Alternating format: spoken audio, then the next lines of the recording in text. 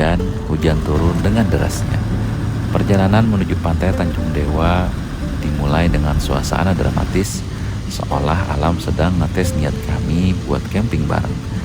Kami semua berangkat dari titik yang berbeda, pakai mobil masing-masing, tapi satu tujuan yang sama, pantai yang katanya sepi, tapi punya pesona yang gak main-main.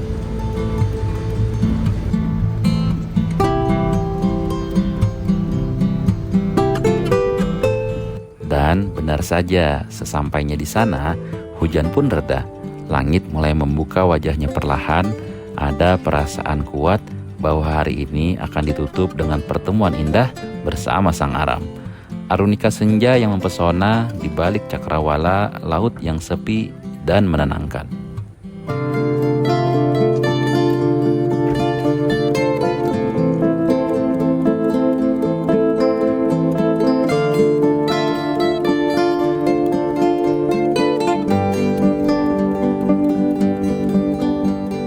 Akhirnya aku sampai di lokasi. Pantainya sepi, cuma suara ombak dan angin yang pelan-pelan nyambut kedatangan. Tanpa nunggu lama, langsung kubuka awning, keluarin meja, kursi, dan peralatan kopi. Suasana masih adem, bekas hujan tadi masih terasa di udara.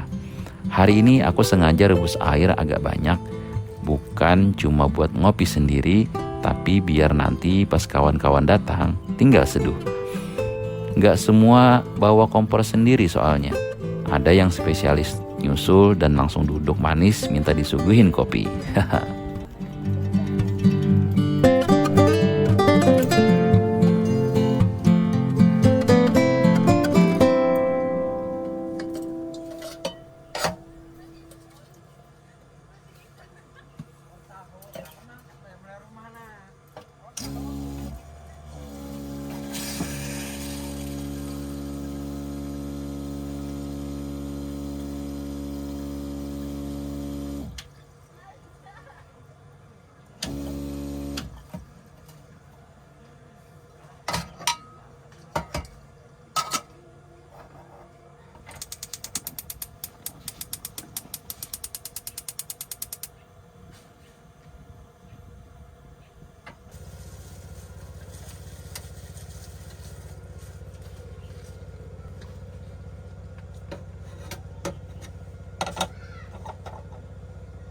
No, bisa benar sih ini. Balas satu bisa benar.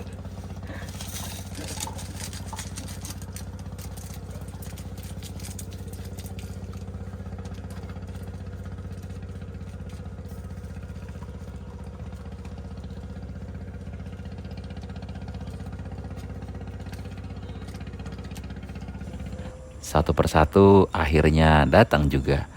Setelah semua tenda dan perlengkapan berdiri, kami duduk bertiga di tepi pantai menghadap laut yang luas. Kopi sudah siap di tangan, angin pantai pelan menyapu wajah, dan langit mulai berubah warna. Lalu Sang Aram pun mulai muncul. Arunika senja hari ini benar-benar memukau. Gradasi orange, jingga, dan ungu menyatu sempurna di cakrawala. Momen yang sederhana, tapi justru karena kesederhanaannya terasa begitu dalam, seolah semua lelah, basah, dan perjalanan panjang tadi dibayar lunas oleh pemandangan yang tak bisa dibeli.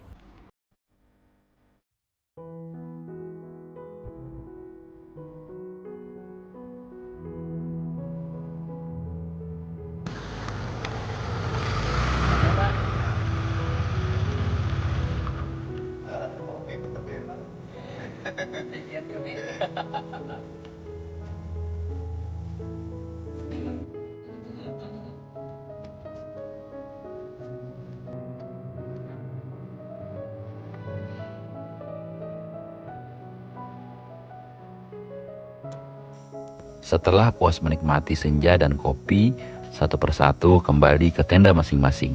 Suasana mulai hening, hanya tersisa suara ombak yang terus menyapa dari kejauhan. Aku berjalan ke musola kecil yang ada di dekat area camping, jaraknya nggak jauh, bahkan masih bisa terdengar suara kawan-kawan ngobrol pelan dari tenda. Sholat maghrib di tempat seperti ini terasa berbeda. Angin pantai yang lembut, Sisa cahaya jingga di langit dan ketenangan alam membuat hati terasa lebih lapang. Sebuah jeda di antara riuhnya perjalanan hari ini dan malam yang sebentar lagi menyelimuti.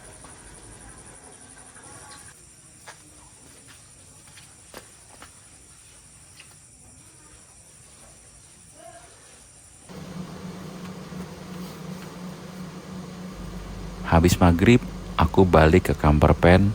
Sebelum masak malam, ganti baju dulu. Soalnya dari tadi masih pakai baju kantor. Iya serius, dari ruang kerja langsung gas ke pantai. Belum sempat mampir pulang, rasanya kayak habis meeting langsung nyambung survival mode. Menu makan malam kali ini sederhana tapi juara. Telur ceplok yang jadi favorit darurat semua kamper pen, aku padukan dengan sambal goreng, ikan kering telang yang tadi siang bikinan kawan sekantor. Dan yang paling epic, nasinya aku bawa dari kantor juga. Bukan beli, bukan masak di sini. Ini literally nasi dari kantor yang tadi nemenin kerja, sekarang nemenin camping.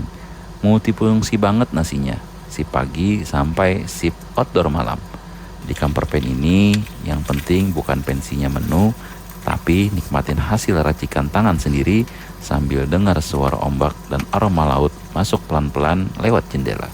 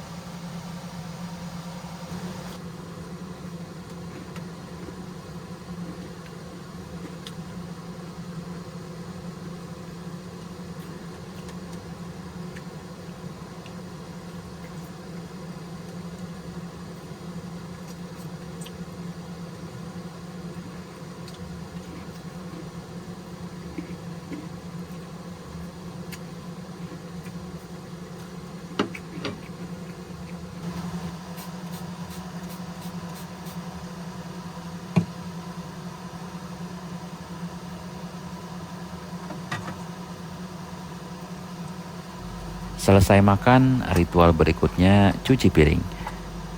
Di camping gak ada istilah tugas dapur gantian. Yang masak, ya dia juga yang nyuci. Camper van bukan restoran, tapi sistemnya udah mirip banget. Habis itu aku langsung bergegas nyiapin cemilan malam, bakpao kukus isi ayam. Iya, tengah malam gini malah berasa sip malam di dapur kecil. Bakpao ini aku bawa dari rumah, tinggal kukus doang. Tapi biar keren nanti bilang ke kawan-kawan, ini homemade resep rahasia keluarga turun-temurun. Padahal tinggal buka plastik dan kukus di panci. Tapi ya yang penting bisa nongkrong bareng mereka, ditemani sesuatu yang hangat dan pastinya bikin obrolan makin seru. Karena di camping kayak gini kadang yang paling ngangenin bukan destinasinya tapi cemilannya.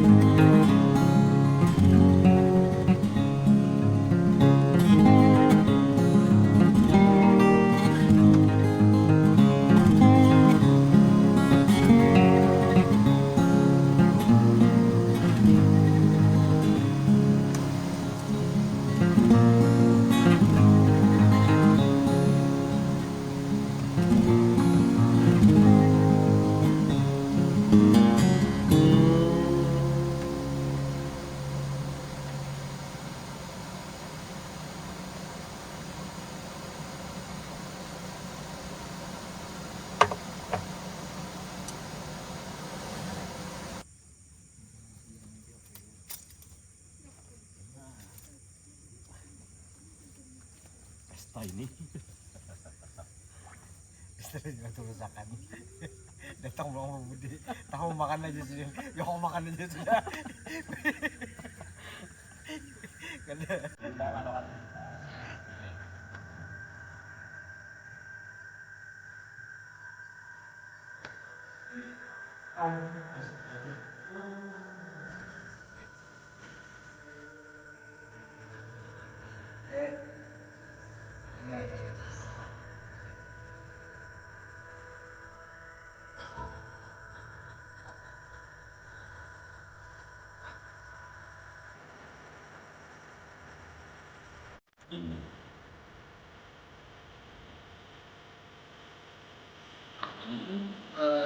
Bumbutin bunganya apa nggak tegang bagian.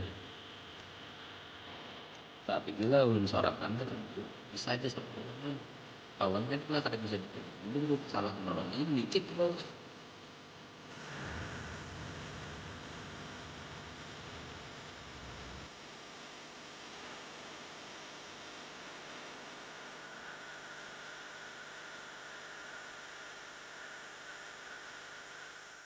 Setelah cemilan tandas dan tawa malam mulai mereda, teman-teman pun pamit kembali ke tenda masing-masing. Suasana perlahan jadi hening lagi, hanya suara ombak dan angin malam yang tersisa. Aku langsung beres-beres, bungkus sisa makanan, rapikan meja, semua kembali ke tempatnya. Camper van ini mungkin kecil, tapi setelah seharian dipakai ramai-ramai, rasanya kayak ngeberesin rumah setelah open house. Begitu selesai, aku masuk ke dalam, tarik selimut dan rebahan. Badan capek, tapi hati senang. Hari ini benar-benar lengkap, dari hujan, senja, tawa, sampai bakpao. Besok pagi, siapa tahu sang aram akan datang lebih pagi, tapi sekarang saatnya istirahat. Sampai jumpa besok pagi di Pajar berikutnya.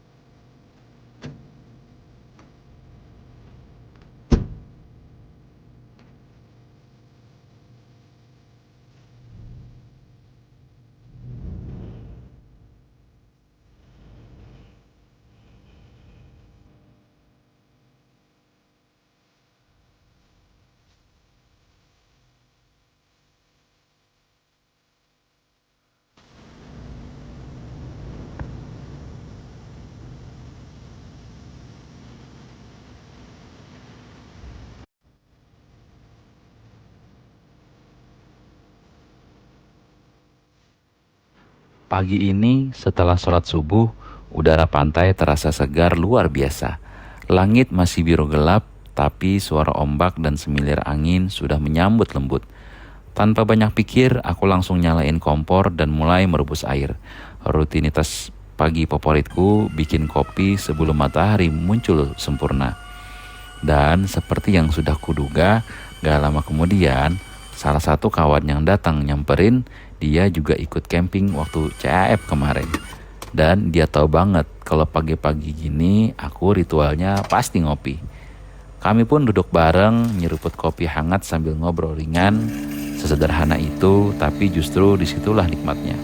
Karena di dunia yang serba cepat ini, pagi yang pelan dengan kopi dan teman lama adalah kemewahan yang tak ternilai.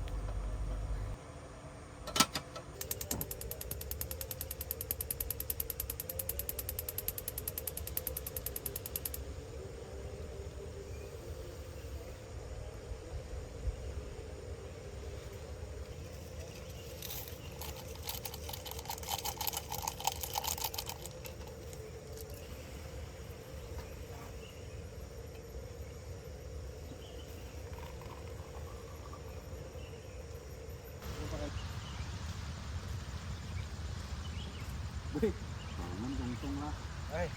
Apa anak ini bangun nggak? Belum, ya, belum. Kopi lu sana. Ah, ya, ya. Oh, Aku pun jarang banyu banyak. Udah. kopi mana kopi sape. Mana tuh kahwinya? Ini kopinya udah.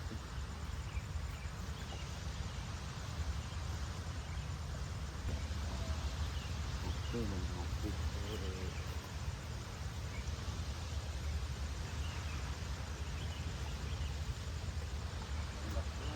Ada sendok ah?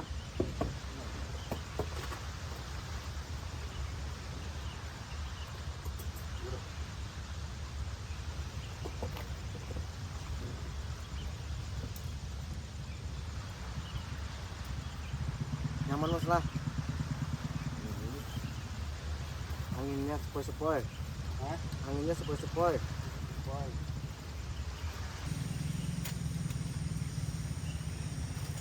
Roti.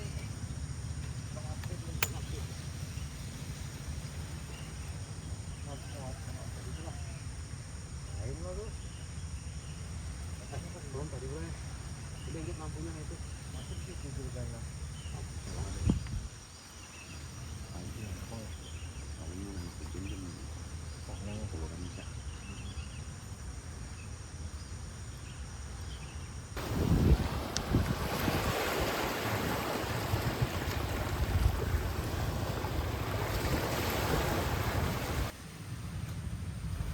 Setelah kopi selesai dan obrolan pagi ditutup dengan senyuman, aku lanjut nyiapin sarapan pagi. Menu hari ini mie udon, mie favorit anakku. Teksturnya kenyal, kuahnya hangat, dan tiap seruputannya selalu jadi mood booster. Apalagi di pagi seperti ini. Pas masak ini aku jadi senyum sendiri ngebayangin kalau anakku nonton video ini pasti langsung ribut pengen ikut camping lagi. Dan ya, mungkin itu salah satu alasan kenapa momen kayak gini selalu aku rekam. Bukan cuma buat kenangan, tapi juga biar mereka tahu ayahnya camping tapi tetap bawa rasa rumah kemanapun dia pergi.